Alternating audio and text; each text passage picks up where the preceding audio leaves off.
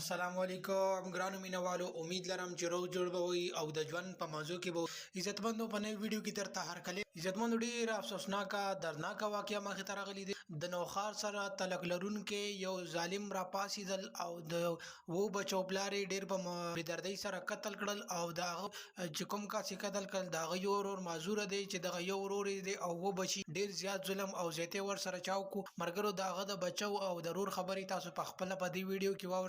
مرګرو ویډیو کتون مخکې که تاسو زمونږ په دې چینل روشنی کلیک زمونږ چینل د سره ضرور سبسکرایب کړئ چې زمونږ کومه نوې ویډیو راځي چې هغه تاسو ته زر تر زره دررسي او د دې سره د ټارۍ نشانه مو ووایي چې تاسو د تازه معلومات نه زر تر زره خبرې. مرګرو ډېر افسوسناکه دردناکه واقعه مخې ته راغلې دي.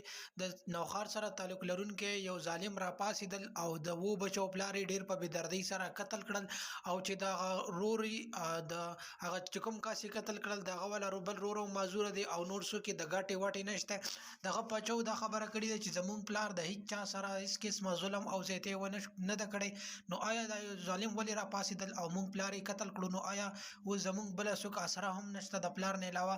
زمونږ دا یو تره دی هغه هم معذوره دی په کور کې پروت دی او د ګاټې واټې مو څوک نشته. نو دغه د بچو په ژړا کې دا فریاد ده چې موږ ته د پولیس او حکومت موږ ته د انصاف میلاو شي. آیا چې دا دومره ظلم او زیاتې موږ سره چا وکړل چې بې ګناه موږ له ضرر راورسو او حکومت ته پکار ده چې زموږ چې چا موږ سره ظلم کړی دا د زر تر زره مخې ته راوړي او د سخته نه سخته سزا ورکړي او پانسي دې ورکړي ځکه چې زموږ سره دومره غټ ظلم زیاتې وشو ځکه چې زموږ اوس بله څوک هم اسره نشته.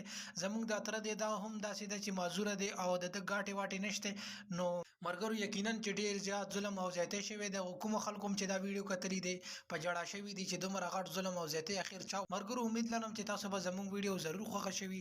نور ویډیوګانو لپاره چینل ضرور سبسکرایب کړئ. ډېره مننه، شکریه.